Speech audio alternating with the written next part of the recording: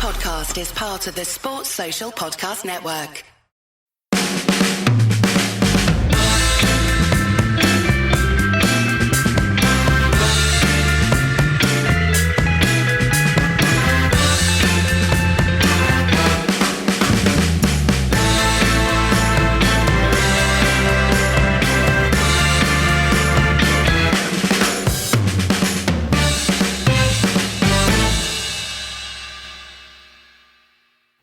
Ed, what age are you expecting to get your first Lifetime Achievement Award? Well, the government this week have told us that because of Brexit, we're all going to have to be working much, much longer. So I'm hoping to get one around about the age of 95, because it's normally you get these things when you're about to retire. Yeah, I mean, I think in old Louis' case, it's well-deserved, frankly. I mean, I know it all went a bit wrong at the end there, but he did have a remarkable career in football, and he was responsible for building one of European football's most memorable and exciting sides. I'm talking, of course, of the team that went away to FC Midtjylland and lost 2-1. Awesome side. I mean, the pinnacle of the beautiful game. Look, his Ajax side in the mid-90s was good and was exciting. How he retrenched from that point over the next 20 years or so. Look, he's going to finish with look, we're making an assumption he's retiring, so maybe not. I think maybe this is someone at the Dutch FA going, don't think about it. No, don't even think about it. You're done, mate. And if he doesn't get the hint, they'll build him a statue. That's the next one that normally works. So, look, he's going to finish with a very good record. Not an outstanding record, but a very good one. And he's won titles in several countries, managed some of the biggest clubs in Europe, with some decent success, especially in the first half of his career. Yeah, and a few shining moments in the latter period of his career. Not least of which, of course, was winning an FA Cup with Man United, which is, is a tangible, meaningful achievement. Obviously, his tenure won't be remembered as a success, but it's another piece of silverware in a career that was littered with it. So well done, Louis. We're very glad you're not here anymore. Yeah, that's the thing. I somewhere in the back of my mind, I just keep forgetting that we won the FA Cup because it's that kind of it's the defence response, isn't it? My brain is wiping out the Louis van Gaal era, just wiping it all out. Because it's the only way you can cope. Yeah, I think if I hadn't been there, it might do the same. But it was the first time I'd ever been to see United at Wembley, the semi-final and the final. I was lucky enough to go to both, and it was such a memorable thing to be on the concourse after the semi-final, singing the Martial song for ages. That was easily the highlight of the post-Fergie era. So that one's gonna live quite long in the memory, I think. As well as all the usual stuff on the show today, we've also got a brilliant interview with my friend Steve Burns, who's the former deputy editor of Video Gamer and current, chief executive in charge or whatever of a company called Special Gun Productions. We talk about United, and we give everyone a big warning that we're going to start talking about video games, and you can skip ahead for a few minutes. But yeah, that's coming up later in the show. Before that, we've got to talk about that Liverpool game. In the end, my general take on that is that they were there for the taking and we didn't take them. I think that's right. Yeah, they had a number of injuries at the back, didn't they? Henderson only just come back from injury. Coutinho wasn't fit enough to start the game. So they were. And they actually, I don't agree with Mourinho's assessment that Liverpool parked the bus. It's not true, but they did take a slightly conservative outlook. They tried to control the game without really throwing a lot of players forward.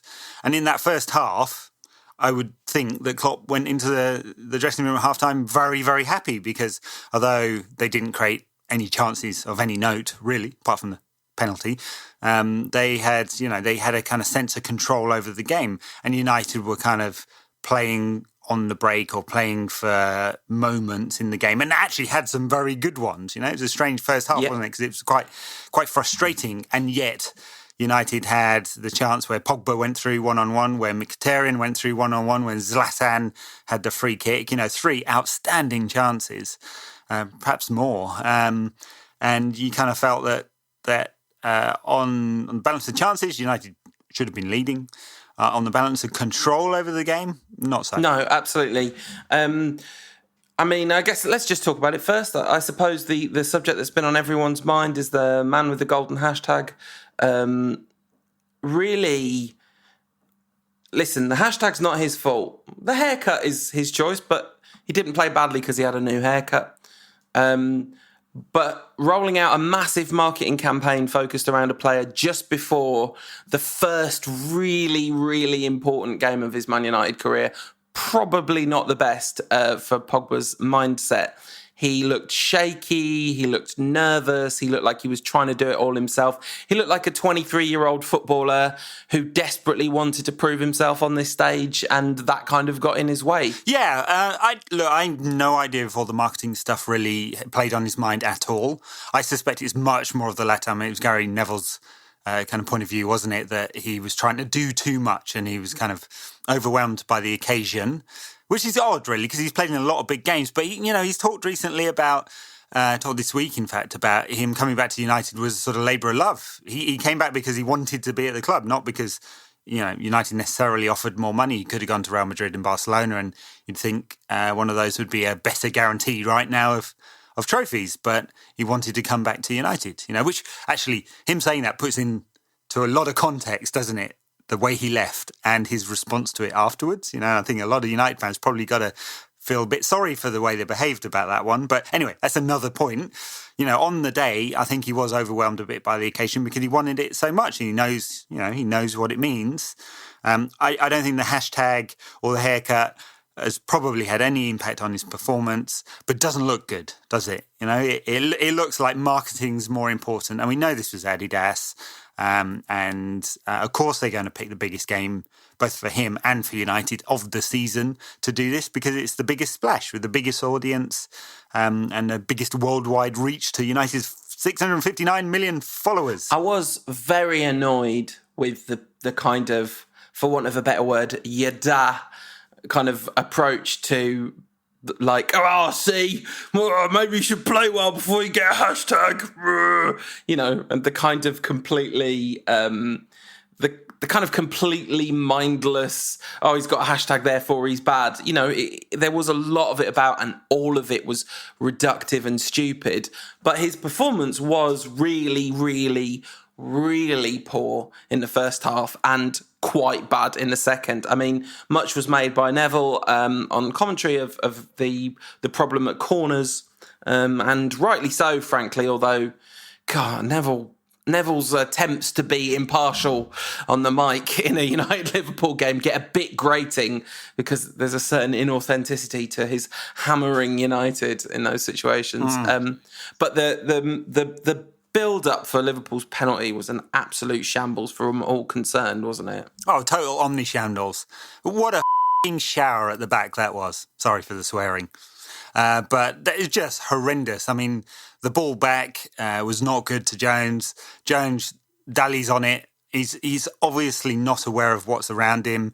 Rojo was lucky he got the ball, I think. I mean, he's just kind of had a slash at it and not the man. And then he could have whacked it out for a throw-in anyway, and he's kind of tapped it behind. And then the ball's come across. It's just a big, long, aimless ball to the back. It's not particularly dangerous one, swinging in or anything like that. And Pogba's all over the place. He's spinning round and he has no idea where his arm is. He's not trying to handle it. He's just going up with his arms, but he has no idea where the ball is at that point. And, you can see that in the freeze frame when the ball's on his hand, he's got his eyes closed and he's trying to head it. Yeah. Horrendous all round. And that, if you think about the mechanics of body control and all that kind of stuff and the impact that pressure has on decision making, I think that's lots of grist to the mill for the idea that basically, we play out the show every time before a Liverpool game. It's like a Rantcast tradition. We play the great Status Quo and they're awesome. Come on, you Reds, the best football song in history. But in the chorus just goes, use your bottle and keep your heads. And it is ridiculous. But honestly, if United had just listened to Status Quo before that game, they might have been okay because they did not use their bottle and they did not keep their heads. It really looked like they basically blinked in the spotlight. And I don't think... Yeah.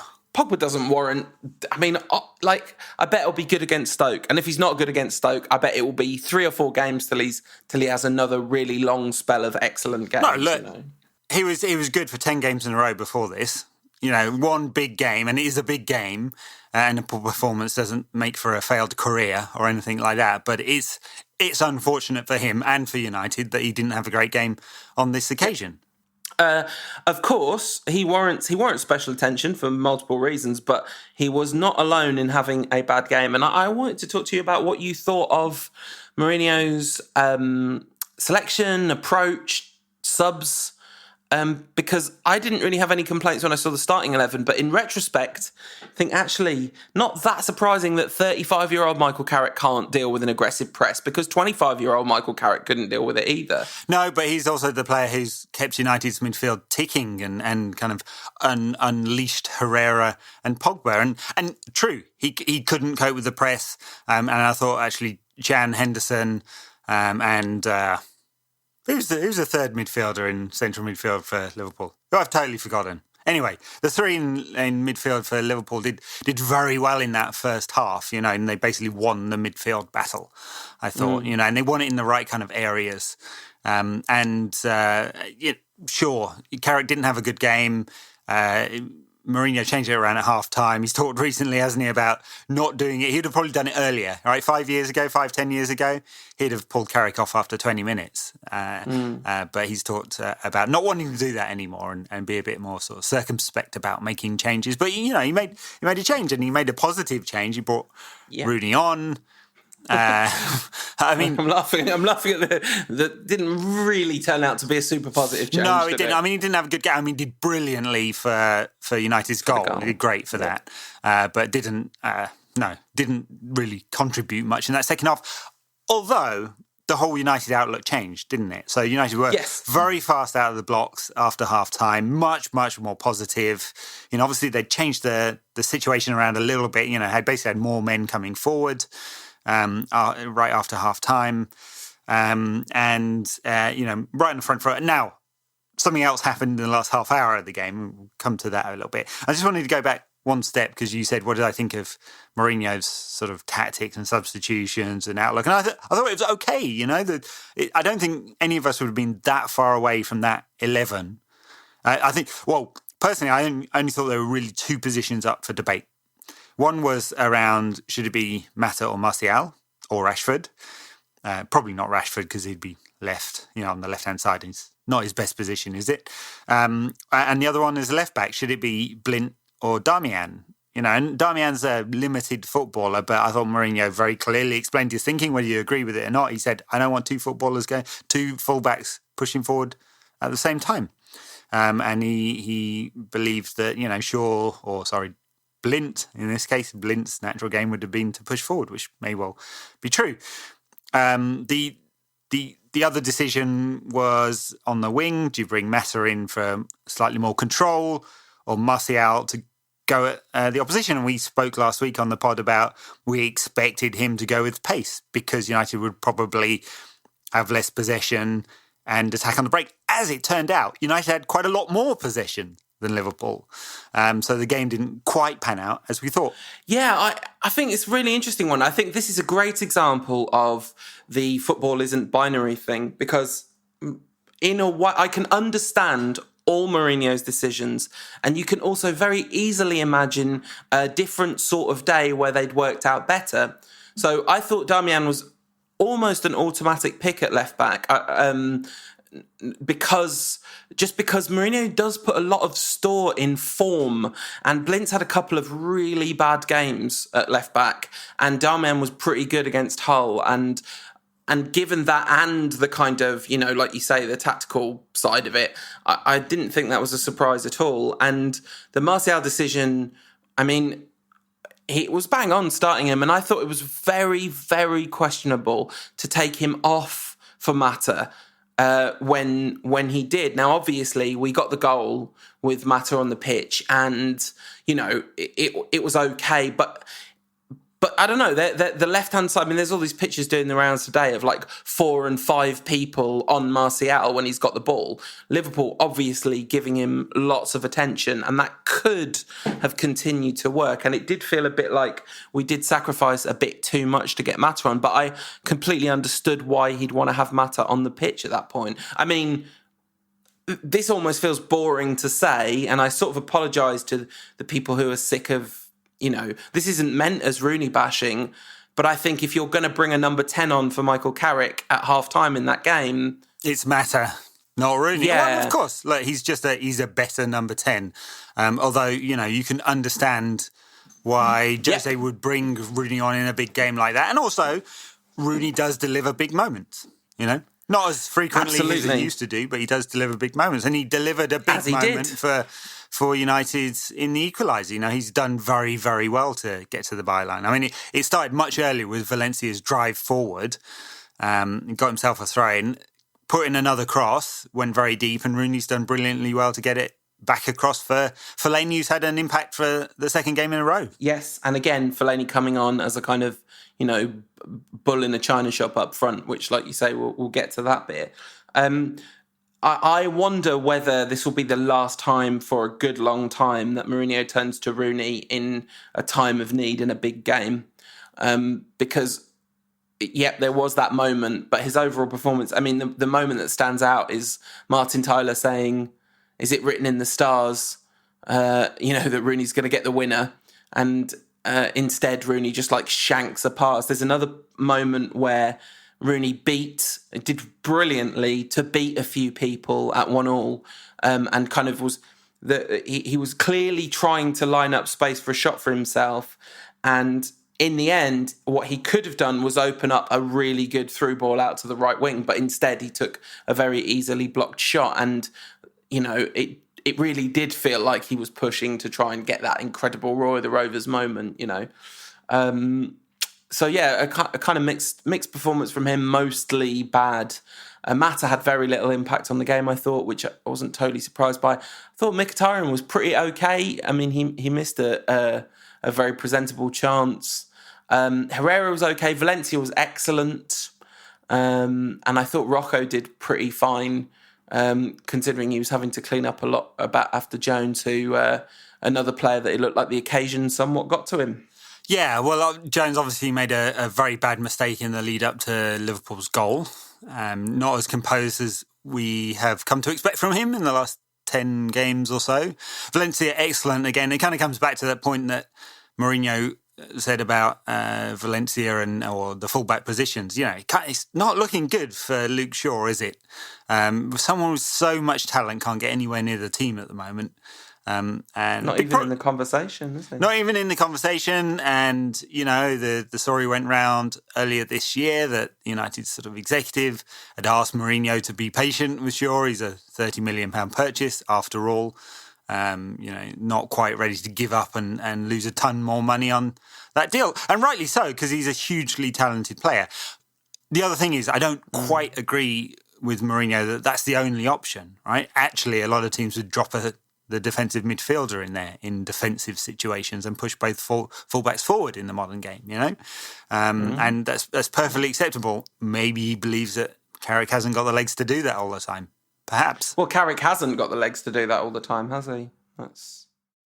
Yeah. And I wonder if the other thing isn't that this is about the fact that the nature of the game, against Liverpool specifically, he doesn't want those fullbacks both bombing on, because plenty of times this season we've had both fullbacks, around the 18-yard box. Yeah.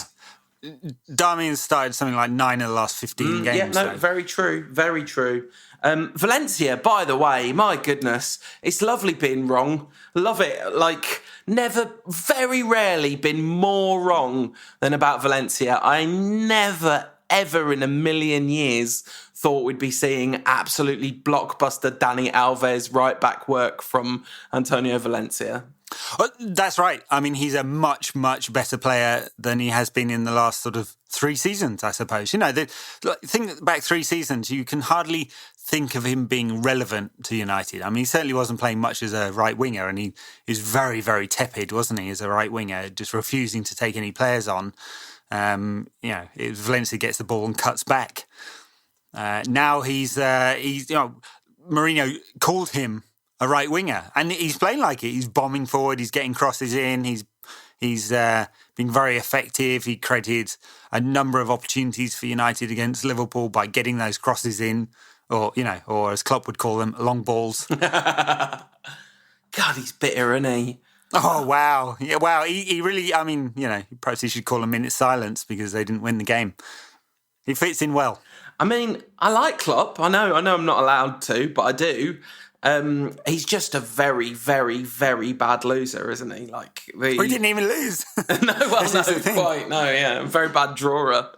Yeah, I mean, the points Klopp made after the game about United basically going for the long ball were made kind of redundant in the fact that United didn't play any more long balls than Liverpool and played quite a lot fewer over the course of the season. Now, of course, United went direct, but these weren't straight balls down the middle, Wimbledon style. Nope.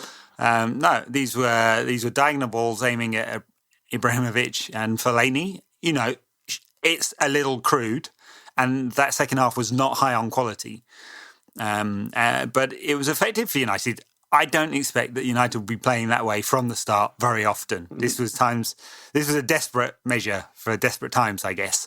And you can probably understand why Klopp is feeling a bit angry because his team couldn't hold out for the win they were hoping to hold out for. And they couldn't hold out for the win. Rooney was very good. Fellaini's header was great.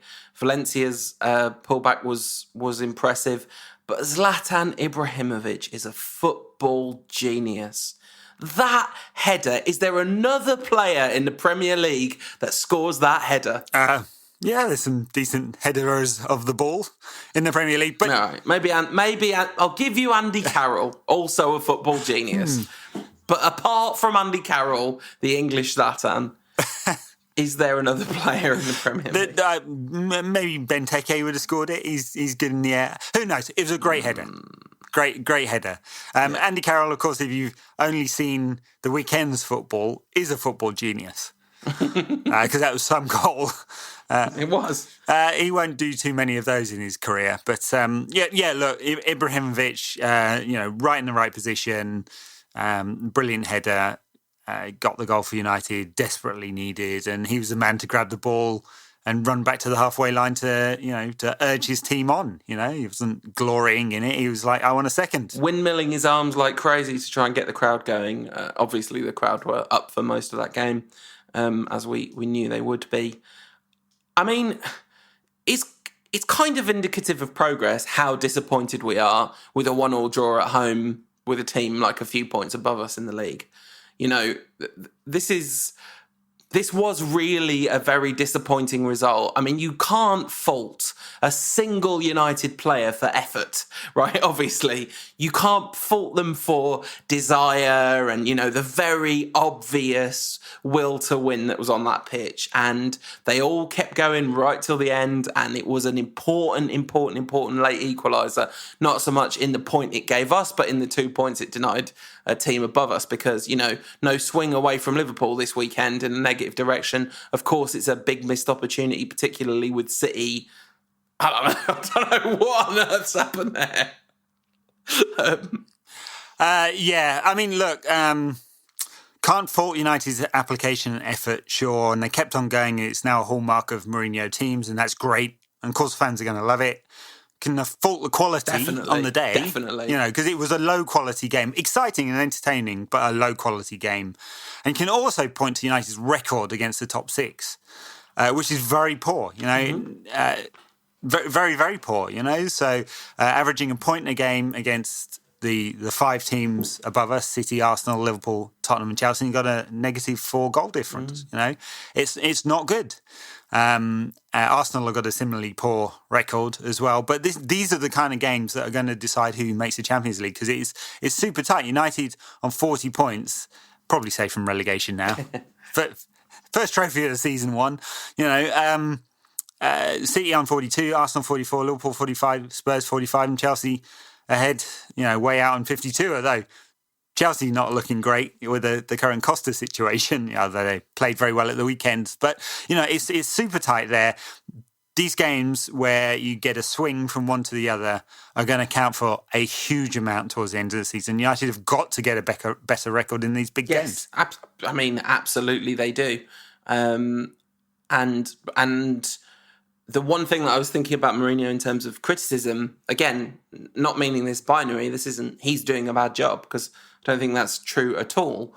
But as well as maybe the questionable decision to bring Rooney on, as well as maybe the questionable decision to play Carrick in the first place, which I think neither of those are stupid decisions by any stretch of the imagination, there is also part of me that thinks it's actually part of the manager's job to make sure his players' heads are right before a game like this.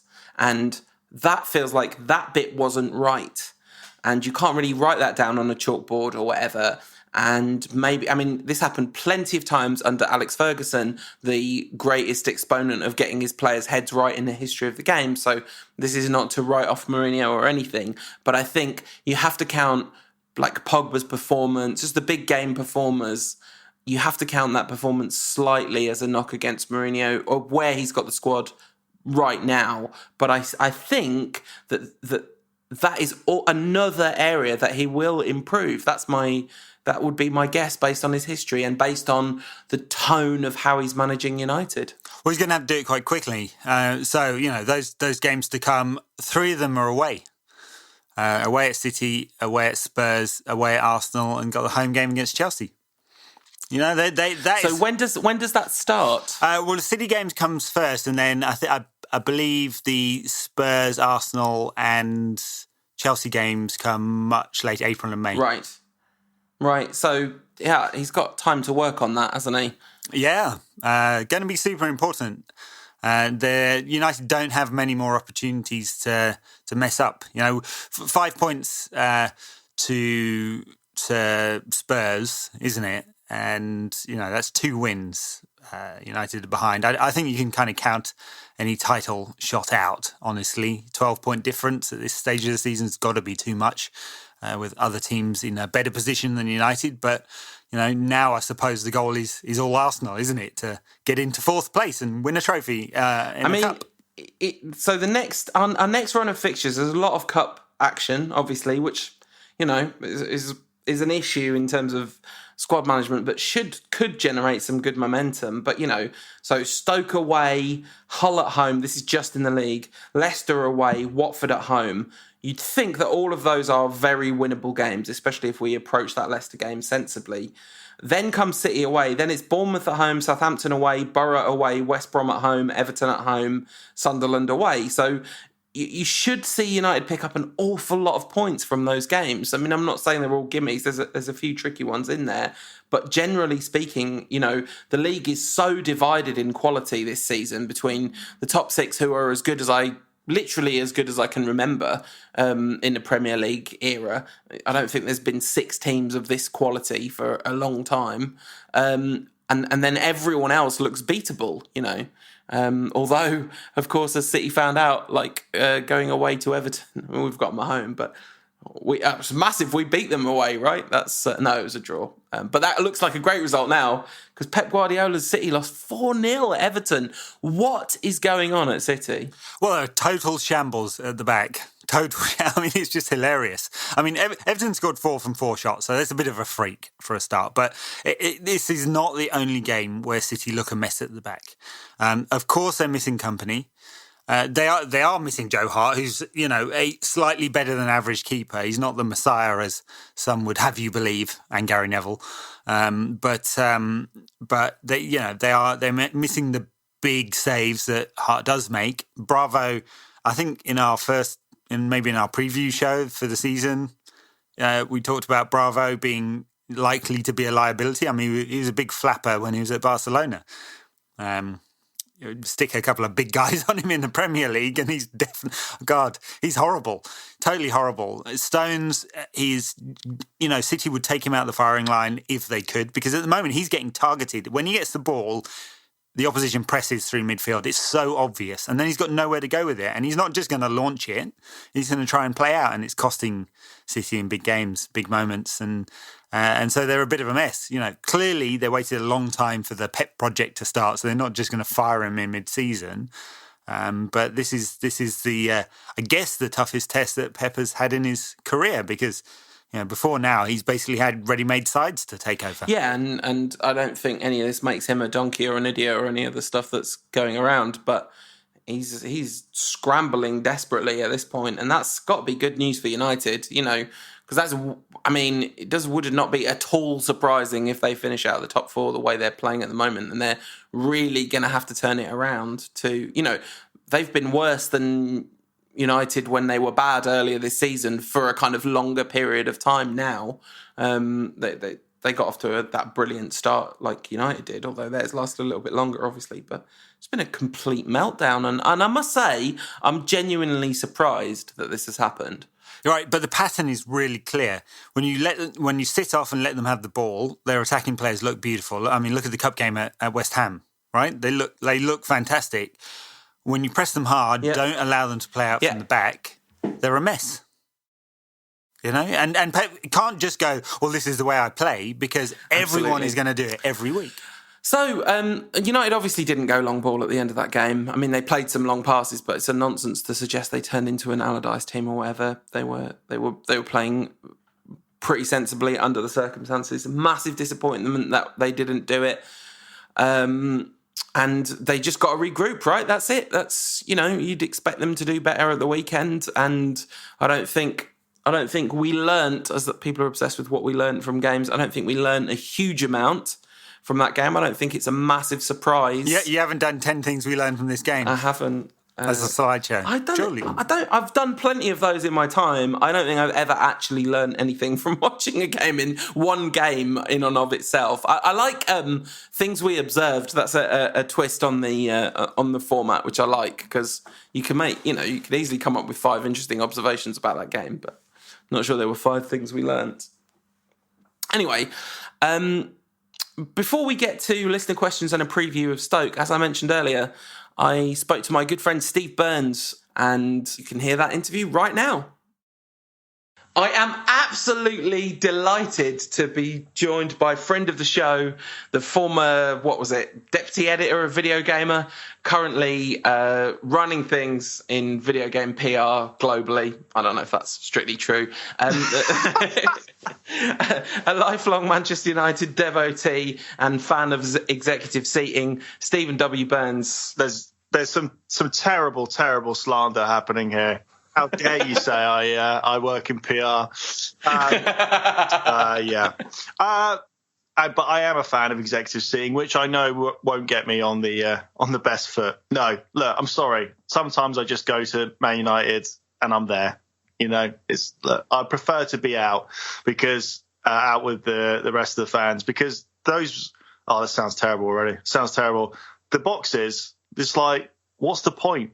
There's seats outside them anyway. That's where everyone goes and sits. Yeah. So you might as well just be in with the actual fans and not the quote-unquote prawn sandwich brigade. Have you ever been served actual prawn sandwiches? Do you think they actually serve prawn sandwiches in the executive seating? You know what? I don't think they do. I mean, you're basing this all off a birthday present that I got that year from my girlfriend. Slander, isn't it? Yeah. Although I did find it amazing and kind of TARDIS-like that you go to one of the suites or whatever, and it's part of the package or whatever, and you just open a door and then you're out there in the seating with the rest of the fans, but you can't hear a single thing from inside. It's just this one door, and it doesn't look like it should open up into something that grand. It's a really bizarre thing. But for Fergie's last home game, I remember when it got announced. And did you remember Peter Schmeichel saying, "Oh, I think it's going to be news about Ronaldo returning"? I did not. I can't believe Peter Schmeichel said something stupid. I'm shocked. Probably not, Pete. But yeah, I had to call up and I was like, "Look, I need a ticket for this, obviously." And they were like, "Yeah, so does everyone else in the world." It's like, yeah, but whatever you've got. So I had to massively overpay for one of their corporate things or whatever. But yeah, what was it like being at that game? Because I wasn't there, and I like asking people about that game. You know what? It was bizarre. When I turned up to the ground, it was a bit like a funeral. I found it to be really quiet, which usually it isn't really, and a bit deflated, obviously, because it had come around so quickly. Essentially, it wasn't like okay at the start of the season, like this is going to be the last round. It was like, oh shit, that's happened. But yeah, then as the match, as the game got going and the match played out as it did, with United scoring a late winner, I think, yeah, it was really, really emotional at that point. And then, of course, there was the whole Rooney business as well, which was incredible. But, it was where I was sitting, there was a bit of a kerfuffle because someone stood up and was like screaming at people that they needed to make more noise because it was Fergie's last home game. And like, they're making enough noise, mate. And in the end, the stewards had to come over and tell him to quieten down. But yeah, bizarre to begin with, a weird mixture of atmospheres and emotions. But special to be there, I bet. Yeah, it really was. I mean, I'm in my office at home now, and I've got the flag just in that room, the Champions flags that they handed out. And seeing everyone, because obviously they did the trophy presentation as well that same day. Yeah, a really bizarre, because you had the presentation, but then you also had the realization this would never happen again. And I don't mean the title, although I did feel like that for a couple of years. Fergie basically at home. Yeah. But yeah, it was very, very bizarre. And I was actually like to speak to a few other people who were there, because I'm not sure how different it would have been, if you knew what Manchester United was like before Ferguson was there. I think for a lot of the older fans, that would have maybe they have a different spin on it. But yeah, an incredible day and what a way to win as well. Absolutely. It was. I was put in mind of that when we scored the late winner against Borough on his 75th birthday. I was thinking, it's nice, lovely, nice, lovely. I tell you what, he's looking good. Absolutely. I see him and I'm like, why did you retire? Get back down. Come on. Mourinho will accept it. They have a Bobby Robson, Barcelona deal. You can Mourinho will be your translator, and you can just get back on with it. I think one of the reasons he looks so well is because he retired. Yes, and he's very, very rich. So that scarf always makes him look incredibly smart as well, doesn't it? I sometimes think about how much that scarf costs. Oh yeah, his tailoring is because when he's on the touchline, he's always wearing that hideous. And I can't believe his statue has got that hideous like integrated zipper nonsense on it, But yeah, like now when you actually see him sitting in the stand and he's got a nice tie on, you're like, yeah, he does look really good, and that is what being a globally celebrated Knight of the Realm who will never ever be beaten will do for you, I suppose. So when did you? What are your kind of earliest memories of Man United? So when I was growing up, I lived abroad, and it was difficult to watch football really. And so what happened was that my dad wasn't really into football, but one of his friends was, and they were from Manchester, they were Man United fans. So he was like, look, my son likes football. Can you essentially just take him in? So yeah, as in like, I was just starting to like get into the game, but didn't have a local team as well, because we lived abroad and there was no one there to support essentially. So anyway, they took us in, and obviously Man United, they were big Man United fans, and yeah, just from then on, absolutely hooked.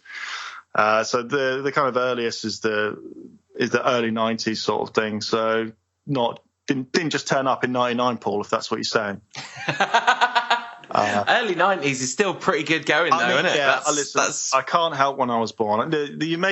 This is character assassination. Executives bloody sweets, but yeah, it was good, and it wasn't just that Man United were winning. You could see what it meant to those people who followed Man United, and it was a big thing for them, and something that they all watched together. And it was just something to look forward to back in the days before complete media saturation of football.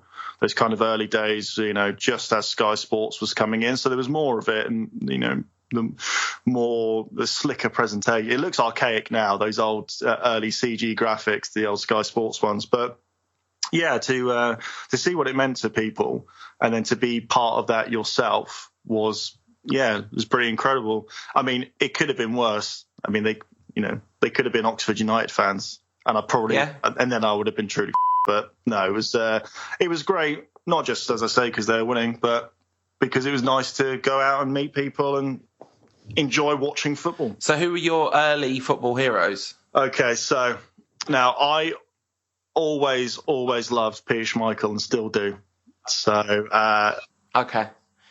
When you say you still do you mean you still love the conceptual memory of Peter Schmeichel or the actual Peter Schmeichel, man? the Carlsberg brand ambassador, is not up there in my mind as Peter Schmeichel screaming at Steve Bruce in my mind. But I don't know. I used to play in goal when I was a kid and then getting a bit older, and just loved everything about the way he played. He had that unusual style. What seemed unusual at the time. And he was massive. And I think I enjoyed the fact that he was always screaming at people, to be honest with you, in a team full of screamers as well. So, always Peter Schmeichel.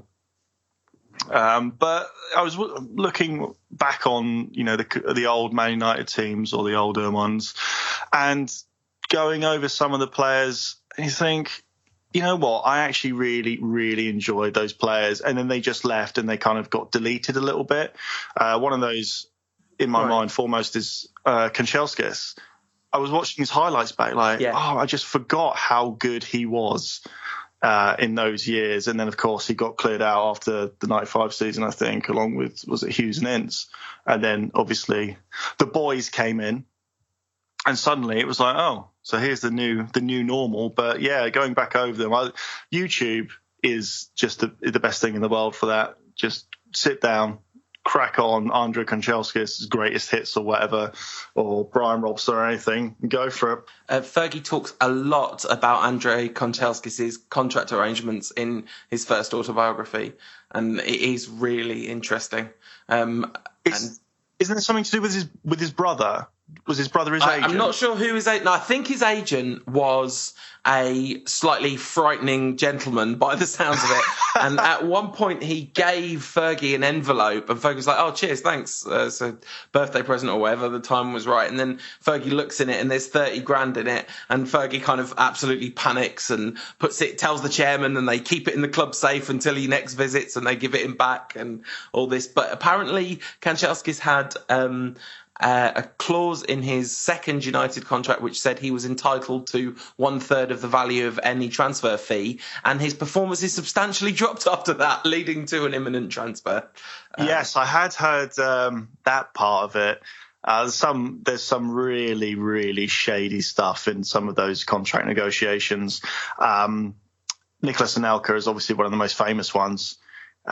With that sort of thing. And it's usually if a family member is involved as well. I think Ronaldinho, can't be 100% sure, like it wasn't his brother, his agent. And as soon as you got a family member involved making financial decisions, you're in trouble. So in the summer, you and I had a lot of conversations about Manchester United's transfer business, and it's fair to say that you were pretty delighted with the direction it took, isn't it? Yes. Putting the transfer fees themselves aside, because I think sometimes we get a bit hooked up on that, it felt, the phrase statement signing is a bit wishy-washy, but when you buy Paul Pogba, and there was this whole thing about he'd been sold by Manchester United, obviously, but it was just like, okay, Manchester United, by hook or by crook, money, whatever, can still attract the best players. And so it felt good to actually, because so many times we've been linked with players of that caliber, and then you get right to the very end and you've got Gerard Houllier allegedly trying to get Benzema in, and he just goes, nah, I'm off to Real Madrid. So it was nice. Throughout the entire thing, I was like, he'll go to Real Madrid. Like, supposedly last minute, he'll end up at one of the Spanish giants there. But so it's nice to see it all concluded. I could have done without the media stuff around it. I like Stormzy, but I didn't really need that whole Stormzy Pogba it's thing. The best moment of the season so far, Steve. We're going to have to agree to disagree on this one. I mean, from a marketing perspective, it was absolutely golden. I think that's when I knew that he was definitely joining Man United. A, because it's obvious, and B, because I'm not sure Adidas wants to annoy Manchester United by trashing them in an advert with a player they may not sign. But that was great. And, Mkhitaryan, another great signing as well. I think remember all this about, he's not done well at Man United, they're going to sell him. It's like, Manchester United are not going to sell him, and now he's come back into the team and played really well. But I was delighted because Man United had set their targets, it seemed, and then gone and actually got them. And in even under Ferguson, that didn't always happen. No, it definitely felt like a function of the summer's biggest signing, and that was Mourinho. You're a Mourinho fan, right? Yes, I think he was at the start of the season. I think he was a bit too inclined to sulk and to the siege mentality that people often talk about with him can backfire. It backfired massively in his last season at Chelsea, obviously, because the players then I can't say for certain he lost the dressing room, but you look at what those players are doing now as opposed to what they were doing then. I mean, come on. If he didn't lose the dressing room, he badly misplaced it, didn't he? Yeah. And, there's a lot of talk about has he lost it? Has the game passed him by? Is this like older school, again, siege mentality and sulking, and it's us against them? Is that going to work anymore? But I think, in the last 2 months in particular, he's realised, I think, what his best team is, or close to it. The players are playing for him, and suddenly he doesn't, he seems like the old Mourinho again. I think that Chelsea run really took a lot out of him, and there was the whole business with Real Madrid as well, and he started to appear very bitter. And he never seemed like that. He was a bit before, but he never seemed bitter. He always seemed quite sure of himself and knew what he was doing. And then maybe he started to question himself. So I was happy when he was appointed, and I didn't really doubt him. I think the job at Manchester United is a lot bigger than what people really realise. And it's not just about the players on the field. It's about the dressing room, and it's about training, and it's about the little cliques and certain aging forwards who now play in midfield, allegedly leaking stuff to the press, briefing against whoever. And a lot of that was rife, I think, at Manchester United after Ferguson left. And so to come out, but what you don't want to do is just clear everyone out straight away, because then you've got different problems. So I think he's played it pretty smartly, but the downside of that is, the performances won't always be amazing. And with Mourinho and Manchester United and Pogba and all the rest of it, you probably expected them after the first 3 games as well to go on a mad run, but they didn't. So, but I think he's doing well now. I think we're gonna, if we get out into February and this form, not just the run, but the form, the way they're playing, continues, then I'm very positive about the future. It's a good feeling, isn't it? Because it really has been a while. I mean, we're recording this before the Liverpool game, so I guess that could change some stuff one way or another. But it's just nice to feel optimistic about United again. Yeah, and what it is as well is I think the players themselves feel much more optimistic about just getting out there and playing for Manchester United. I mean, I know that they have to play with Fellaini at times, but I was at the West Ham game, and the players were really confident. I mean, West Ham aren't the greatest team this season, but they've still got players who can, Payet in particular, who can damage you. But crucially, both the fans, well, certainly myself, and the players, it always felt that there was another gear that you could go into, whether that was substitutions or, the players on the field.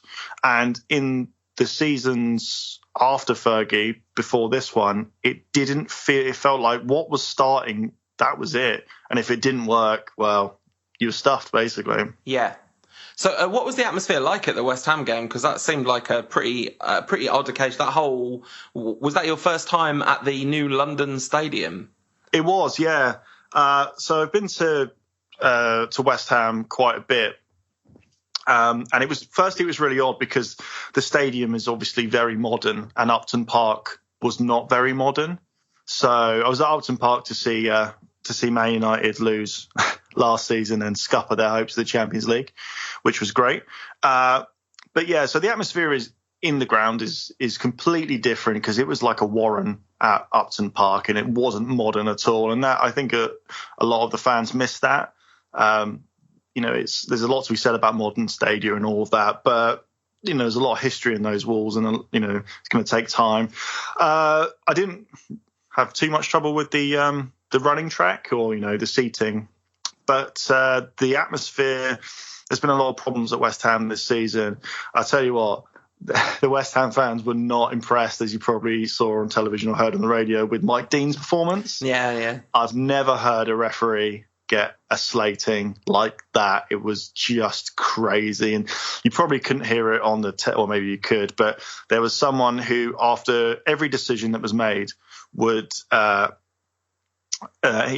went against West Ham, they'd wait for the crowd noise in general to die down and then just shout the C word as loud as they could.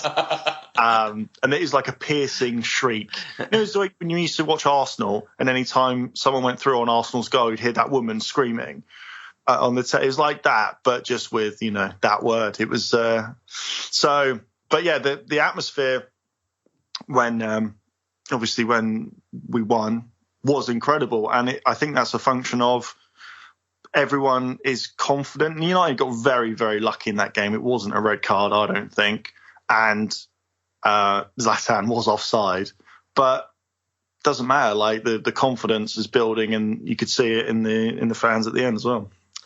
So, what is your prediction for where we're going to finish this season? You know what? So hard, isn't it? I know. I've no idea what. When people ask me, I've got no idea what to say. Yeah, I don't know, because it used to be there was. If you look at one thing that's really interesting, the old points totals that would have won you the league. Yeah. It seemed like in the early 2000s, if you got 16 points, you'd win the league by 15. But now it's just there are in the last few seasons there are teams that are getting points that are much higher than previous winners of the league, Manchester United, and finishing third, So, you know what? The answer is I don't have a clue. But I do think that we're going to have a lot clearer indication come Sunday night. Yeah. And by the time people are listening to this, they'll know what that was. Yeah. So, yeah. I'm...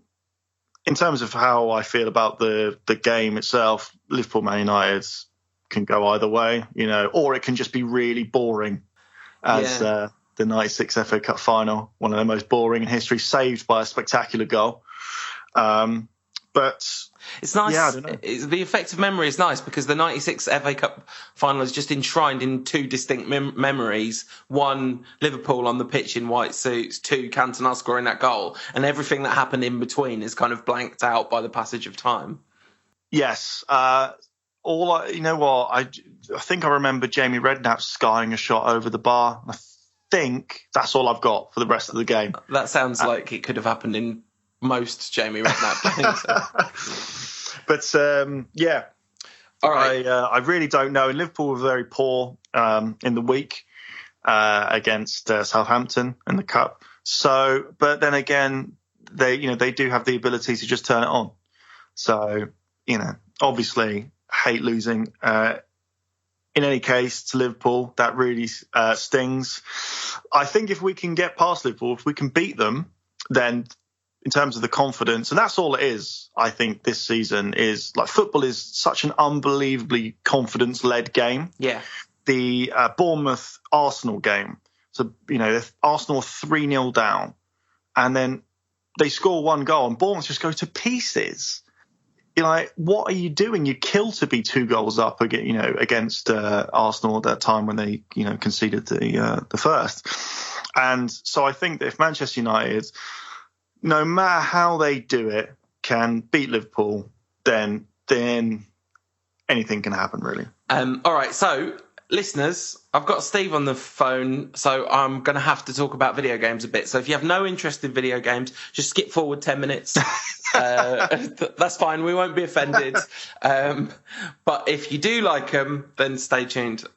So, Steve, I very often get asked the question, when I talk about video games, do you play FIFA? And my answer is always, no, I play PES. And sometimes people ask me why. And so I grew up playing video games. Me and Ed used to play Match Day 2 on the Amstrad CPC 464. which is an incredible game, or was in 1987 or 8.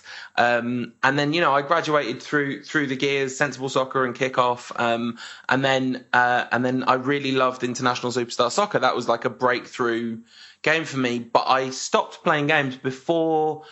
My last football game really was International Superstar Soccer 64. And by the time I got a system again, which was the tail end of the PS2 era, I don't know if I got a football game then, but when I got an Xbox 360, everyone said FIFA's the best now.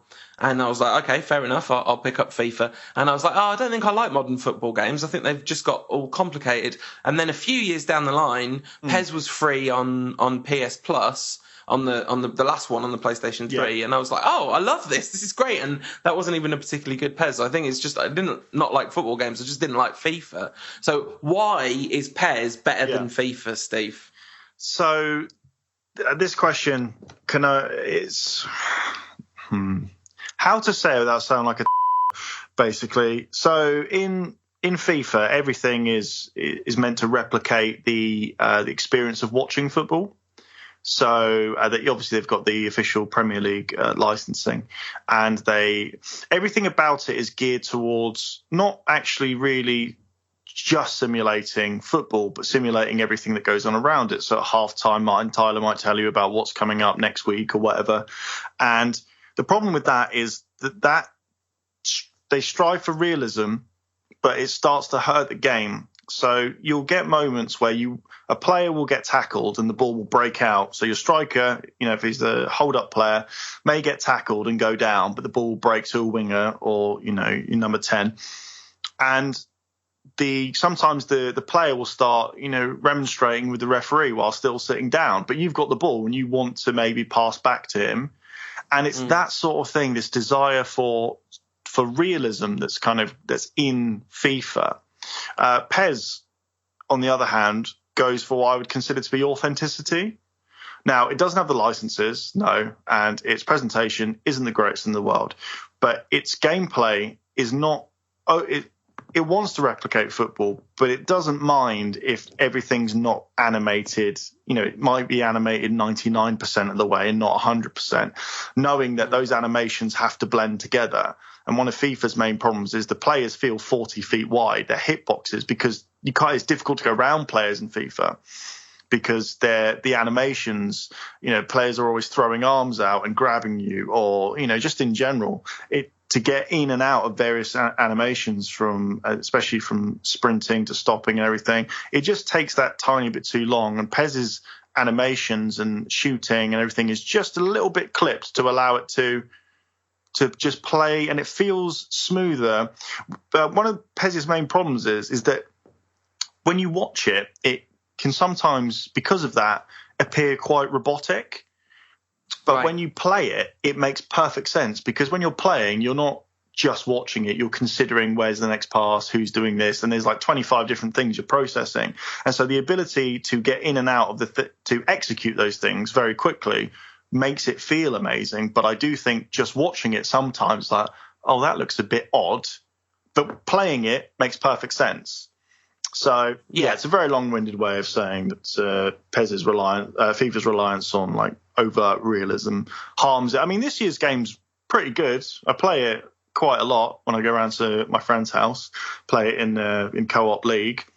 It's it's good, it's fun. Some of the goals you can score are brilliant, but it just doesn't have that thing that PES has. One of the things that I find fascinating is that, especially sort of having had a massive break from football video games, but anyway, even if I hadn't, I think this is really the last 5 years. The modelling of individual player abilities is incredible. The kind of the sense. I don't know whether this is the same in FIFA. I imagine that it is, in fact. Because I guess this is replicable, but the sense that when you've got Paul Pogba in your team is going to be much better because that little sprite guy can do some Paul Pogba stuff. And my friend Benno scored Henrik Mkhitaryan's scorpion kick goal on PES about in like October. So it's that I don't get quite how they do this, but it's real good. Yeah, it's so with. They do it in FIFA, but one of the criticisms of FIFA used to be that the players didn't feel distinct enough. They there was only seemingly 2 attributes which would be, adjusted. So they ran faster, or they were slightly better at shooting. So which is why when you played online, you would always play as Real Madrid or even Aston Villa with their ball. You just knock the ball over, and then they would run twice as fast as the defenders, and you would pretty much always score. With PES, the modelling of the players, they call it player ID. In the older games, it used to be quite rudimentary. So you'd have something called a middle shooting star, which basically meant Paul Scholes could pank one in from anywhere, which was quite realistic. But then that evolved, and it got a bit more. And so you started to get player-specific animations. The Ronaldo free kick, obviously. But yeah, the Robin van Persie run with his arms out to the sides. That was one which always struck me. Yeah, so PES does that really well, and I think PES's character models are also incredible. The facial scanning tech is amazing, especially on Neymar. But with with regards to the player attributes, I always thought that PES got that nailed. So you might have been playing as like Alan Sheller or whatever, or Ryan Greggs. But it kind of felt like, they'd have a specific animation, or they would be quicker or stronger. Or they would have something that differentiated them that felt not just purely physical. And it's what you're talking about. It's like, so I always used to buy Roberto Carlos. He was my first buy in early PESs, when you could only play with the original Master League team, because I knew that I could play him up front to score and then put him at the back. But the PES's player ID system and everything always got that right, and that's why signing players on PES feels really good. Because as you say, if you get a Pogba, you're like, this is actually going to change the dynamic of the midfield, and not just the attributes of one particular player swapping out for another. Yeah. It's good. What would you like to see happen in football video games? What are the things that you've kind of thought over the years, this is where it needs to go? So I want the return of the deliberate foul button, from FIFA. The old FIFA was bad, but, two-foot tackle is great. I really, I want PES to have a 5-a-side mode. Okay. I really do want that. Again, FIFA had that old 5-a-side mode, which everyone loved. I would like. It seems bizarre. PES Street. Like not trick orientated, really, just a smaller scale version. But yeah, in terms of what things that can actually be accomplished, I would like. There needs to be, and they do. Both development teams for PES and FIFA do work on this. A bit of dynamism in the kind of later years of careers. Right. So I don't really play online, but I play loads of Master League on PES. And after a little while, you do feel like you're just going, through the numbers. But it's, I don't know. It's they're kind of getting to the point now where they have to make a real choice. Do they just go for realism and keep going because people expect TV style stuff, or do they abstract it slightly? And I think that's where the natural option for either of those is PES or FIFA. So really, you just have to pick your poison on that one. But I just wish for a bit more dynamism, as I said, in career modes. And anyway, everyone knows the secret best football video game is Rocket League anyway. So, Oh, my word. 7 out of 10. I'm surprised. That is your... I totally understand why you gave it a 7 out of 10. I read your review. I was like, yeah, no, that all makes sense. But if ever a 10 out of 10 video game got put into the world, it's Rocket League. You know what? Rocket League is actually a really, really interesting game in terms of its design. And I think it's one of those games that proved how strong services like PS Plus could be. So when it came out, when I was reviewing it, that community that it has now, that skill level, all of that wasn't really there because it was brand new, essentially. And so having seen what sprung up around it, you know what? I think if I was to re-review it, because my problems weren't with the game itself, the way it played or anything. I thought it was fascinating. It was just more what you could do with it. having said that, I do think that that's a game with an extraordinarily long tail. I was at the Games BAFTAs where it won about 6,000 of them. And yeah, I think, with everything that's happened post-release, it's probably a much better experience than it was. So, I mean, I also think it's a great game for people who play video games but don't like football video games but love football, because it has that abstraction of what you love about football without having to faff around, spending all your time scouting, buying, managing the contracts of, Ronaldo or Messi or whatever. So you get the buzz of football without any of the nonsense surrounding it. So I completely get it. It's a much better simulator, and this is ridiculous in a way, but it's a much better simulator of being a footballer, because what you have to do is, you're one person and you have to learn skills and practice them in a way that you don't. That's not how football video games work. You have to get better at mechanics to be good at football video games, but it's a different thing. Like in Rocket League, you have to sit in the training mode and knock the ball against the wall over and over again like you do learning to play football. Now, whether there's an argument which says it would have been better if I'd spent the last year and a half kicking a football against a wall, listen, I'll take it, my 5,000 games of Rocket League or whatever it is, but still. I agree 100%. If it was had an analog, it was closest to anything. I'd say it was be a pro mode or be a legend. Yeah. So playing in that role, I always used to play in goal. Right. In Rocket League. See, that's very 2015. That is, Steve. No one plays in goal anymore. Yeah. Well, I know the game has evolved, but what I found, and this kind of goes back to what we were just talking about the community and the evolution of play and what you can do in the game, is that it would frustrate people to play specifically in goal. Yeah. And that I find, as I said before, fascinating about the game and how it mimics the trends of how football changes in terms of its tactical approach to stuff. So, it is, in a way, I see what people say when people say it's the best football game of all time. I totally get it. It's a really, really interesting video game, and the developers deserve every success. They do indeed, and so do you, Steve. Thank you very much for sharing your time. Thank you, and so do you, Paul. Cheers, man. Now you've stitched me up. Prawn sandwich executive stuff. That's it. I'm dead now. It's over. Wait until this goes out. Like, who is this guy? Brill, thanks, Steve. We'll get you back on the show soon. No worries. Thanks for having me. A massive thanks to Steve for taking time to do that with us. And you can follow him on Twitter at @TheSteveBurnio. You should do it, especially if you like games and acerbic takes on them. Very good. So, should we take a bunch of listener questions, Ed? Well, if we must. Yes, absolutely, because as one listener told us this week, we should know our place. I suspect he might not be listening this week. We got the hate mail I fully assumed we would be getting after last week's show. It was upsettingly inaccurate.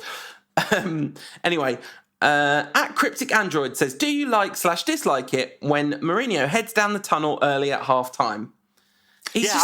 I'm not sure at the point. Yeah, I'm not sure at the point. It kind of feels like, because it's not as if he went down the tunnel with the players. I mean, he was making them warm up for about 15 minutes before half time. He ran off on his own. It's not like he was taking the guys who were coming on, and it turned out to just be Rooney, to go and give them a good tactical pep talk. It feels like some kind of statement from Mourinho. It's kind of odd, isn't it? I was trying not to read too much into it, but he's done it a few times. I don't really see, unless he's getting into the dressing room to wind himself up, to launch the hairdryer. I feel like it is a little bit. I think he might just want to go for a wee before everyone gets back into the dressing room, just so he can concentrate fully. Yeah. If Twitter had been around 20 years ago, what would the #Keane promotional campaign have been like? A prawn? There definitely would being skewered. There definitely would have been a #Beckham, no doubt about it. At MUFC and Tonic says, what did you make of the Spider-Cam's debut performance? Will he grow into the role in time? Yeah, the first ever Premier League outing for Spider-Cam. I didn't notice it being used to great effect, I must say, but I might not have been paying close enough attention. Did you see any good Spider-Cam footage? Did it do anything? No. No, okay. At George Woodger says, what does Ed look like? Devastatingly handsome. It's pretty accurate, to be honest. At Raj Player, long balls or long passes? Were they long balls or long passes in that game? Well, I think the long balls were what Louis showed the Bayern dressing room that time. I mean, if you had to call it one thing or the other, it was closer to long passes than long balls. Yeah, definitely. This was not just aimlessly launching it. Although maybe the Spider-Cam was told us something different. Was the Spider-Cam in action all the time or just for the pen? The pen, they always shoot from behind, don't they? They've got long-range cameras on the other side, on the opposite roofs. The Spider-Cam is like the shots that kind of whiz across while it's in action. But maybe it broke down because I didn't see too much Spider-Cam action. At _ Langerman says, when did De Gea last actually save a penalty? Haven't seen the numbers, but he feels like he doesn't stop many. I mean, I don't think many keepers stop many penalties, do they? About 92% of penalties are scored. Yeah, there you go. The last one, I believe I mentioned this on Twitter, but the last one was FA Cup semi-final against Everton, right? And before that then might have been against Everton in the league, actually, against Leighton Baines. He went the right way. I mean, it's a very well struck penalty. You know, I don't think he should be saving that one. Really, he would have had to go earlier. One thing I would say about Dave is maybe he does stand and try and anticipate the ball, right, rather than just flying across the one. You know, if you just take your chances and go left 50% of the time and right 50% of the time, you're going to save a few. I guess. You are, but if you don't move at all, then you're going to save all the ones that go down the middle and all the ones that are badly struck that you wouldn't get on either side. So true. You then only really not saving the great ones. At Phil Anwil, how do we solve our goal-scoring issues in the league? Jose's doing a fine job, but 32 in 21 games isn't good enough. No.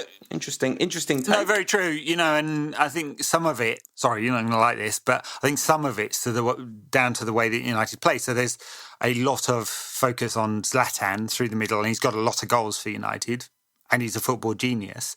But it is going to slow United's attack through the centre down. It does slow United's attack through the centre down. And I think that's part of the reason why United aren't scoring bucket loads of goals. There's plenty of talent. The other thing is the big players who need to score lots of goals, who are not Zlatan, need to score lots of goals, right? So Pogba's not scoring many this season. Herrera's not scoring many. Martial's got 6, I think. Rashford's got hardly any.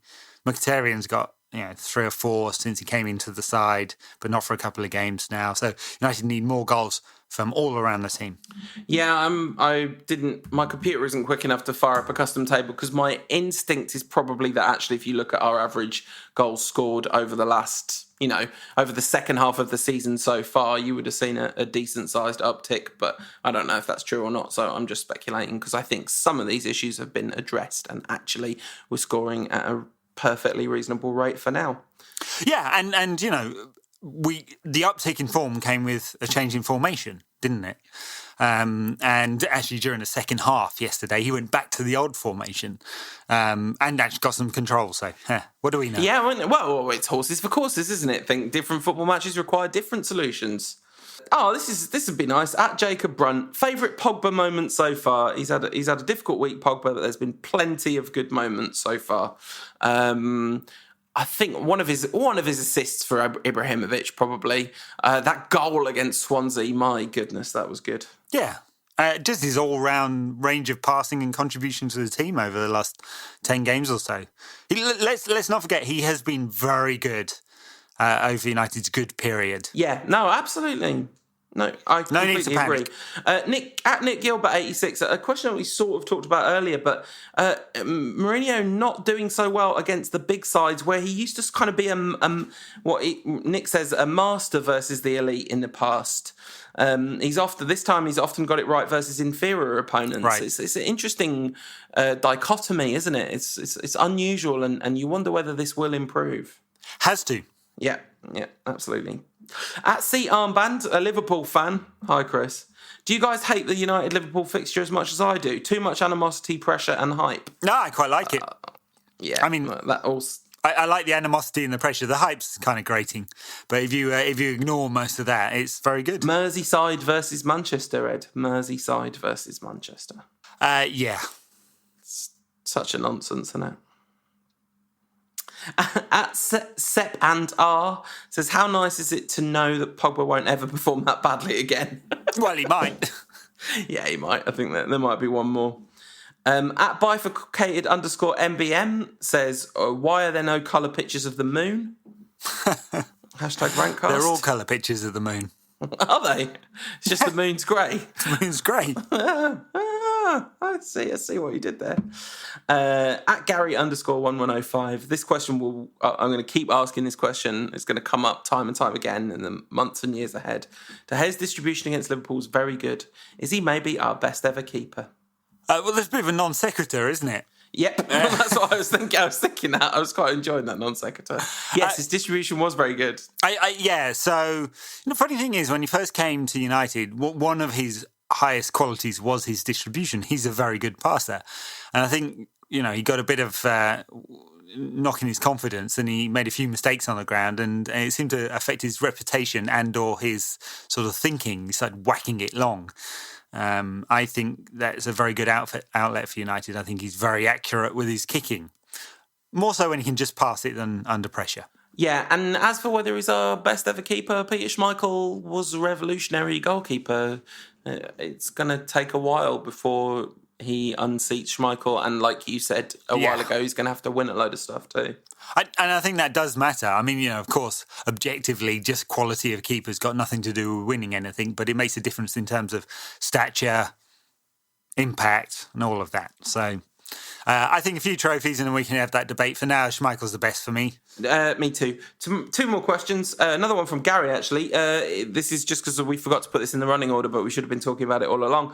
Fellaini contract extension, question mark, exclamation mark, exclamation mark. Yeah. It's just about money, isn't it? So I think it's just about protecting the value of the asset. Look, Jose's talked about how important he is. Some of the other players have done that as well. He's clearly very popular, and they rallied around him after the, Boogate, which should never have happened.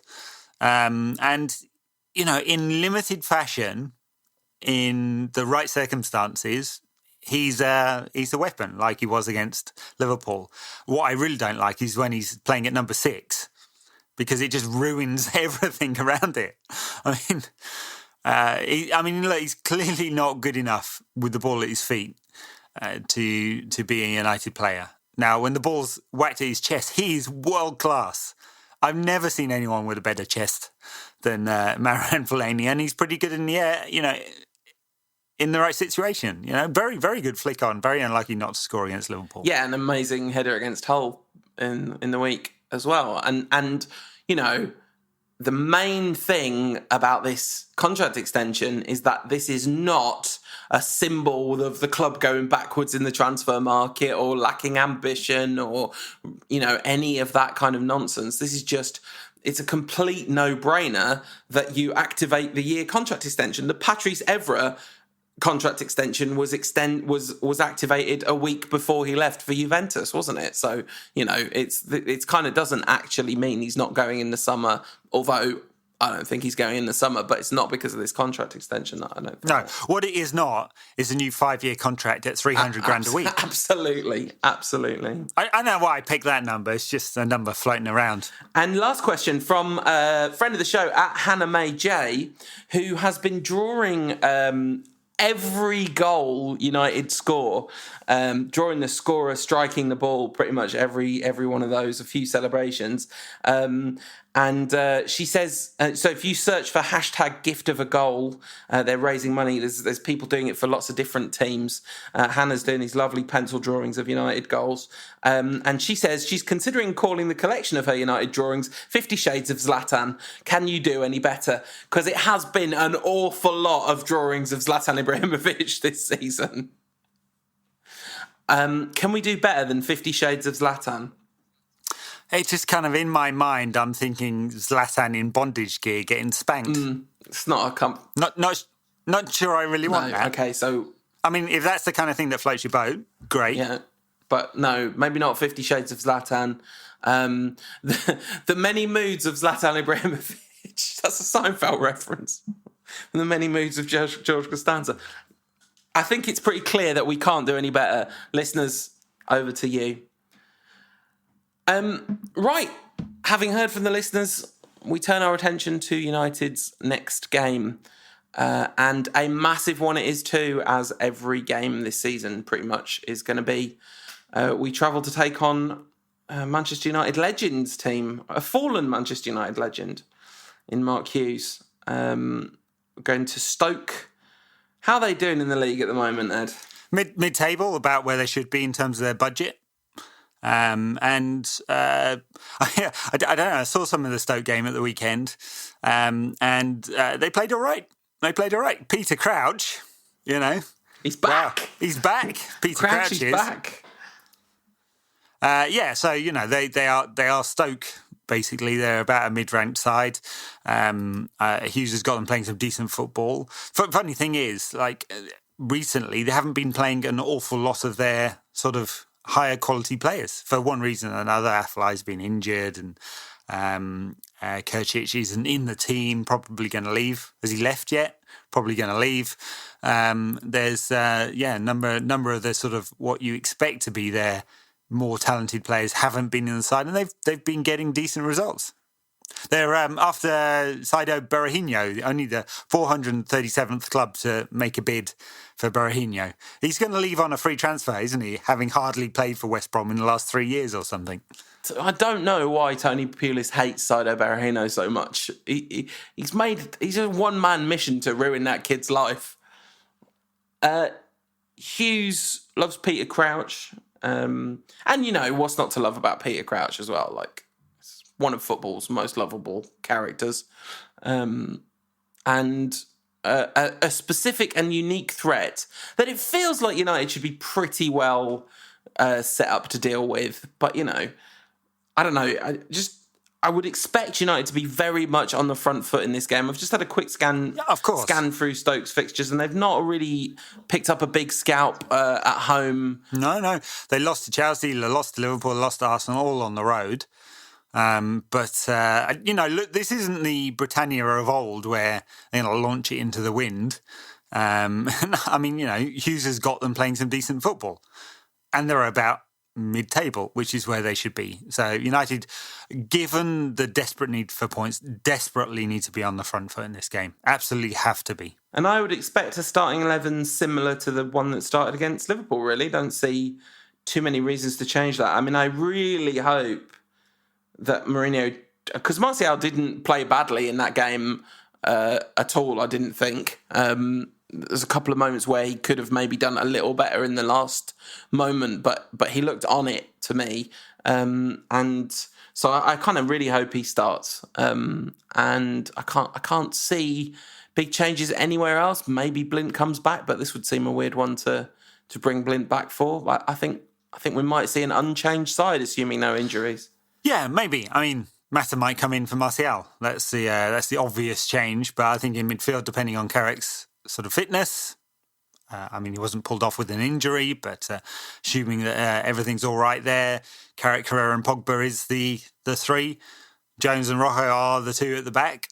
And the fullbacks, Valencia is definitely one, and the other one changes around. There aren't too many positions where too much changes. I wouldn't expect 5 or 6 changes for this game, given they've got a week off. Yeah, absolutely. Stoke, on the other hand, they've got some of their key players coming back. So Afellai's had a few games after a long time out with injury. Shaqiri's coming back. Arnautovic had some time out as well, didn't he? So now back. Some of their better players are coming back. Still, United should be winning. Yeah, absolutely.